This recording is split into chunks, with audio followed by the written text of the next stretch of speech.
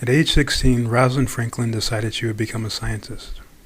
Her perseverance paid off, and in October of 1938, Rosalind was one of four who received a scholarship to attend Newnham College at Cambridge for outstanding performance on a physics entrance exam.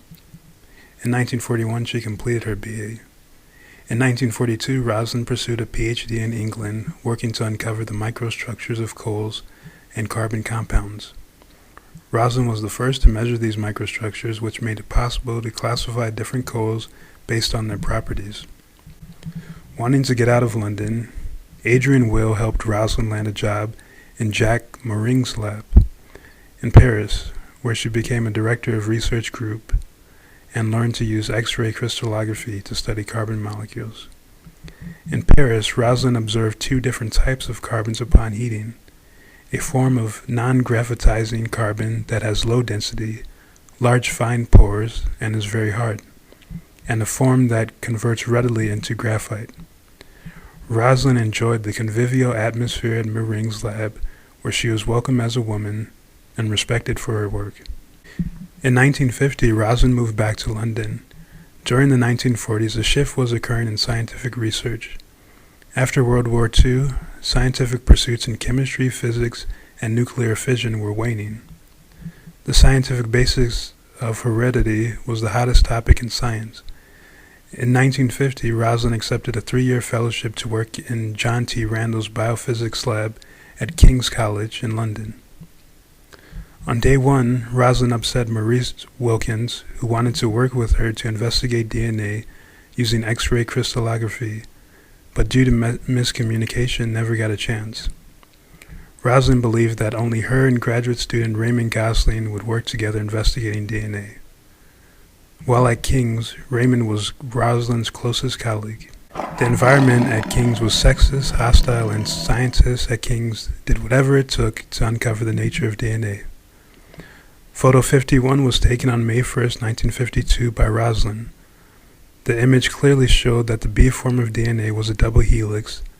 Additionally, Rosalind took pictures of the A form, which did not show this double helix.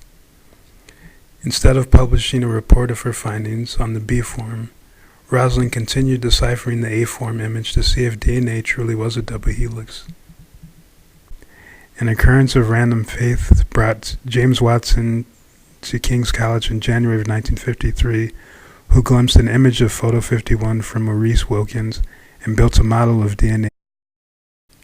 The last research Rosalind worked on was uncovering the structure of tobacco mosaic virus at Birkbeck College. She worked alongside John Burnell, who was a pioneer in applying crystallography to biological molecules. She was honored by the Royal Institution in 1956 for discovering the structure of TMV, which was the pinnacle of her career. Had Rosalind lived longer, many believe she would have shared the 1962 Nobel Prize with Wilkins, Crick, and Watson. Aaryn Klug, who worked with Rosalind at Birkbeck, said that Rosalind would have solved the A form of DNA. She was treated abysmally, abominably, by people she trusted as colleagues. It's not okay. You read the biography, you read the history, you see that, but it's a warning because it happened quite easily, and it can still happen just as easily today for people who are not part of the mainstream. So I think her story is an important one, and she's an inspiring person. And that structure really opened the door to our understanding of DNA replication, that really led to the glorious torrent of capacity in molecular biology, right? Our understandings of how to study and manipulate and sequence and to really understand the genetic and the genomic foundations for life. And our work, gosh, my first day on the job here, I was here in my office, setting up my office, and one of my senior colleagues came to the door right here, and he said, "Well, you're not my first choice for this position because I don't think a woman can handle it, but welcome aboard." Indeed, like Albert Einstein, Rosalind used science to find the peace and security she could not find in her emotional life. The last paragraph from Brenda Maddox's autobiography of Franklin is summarized here.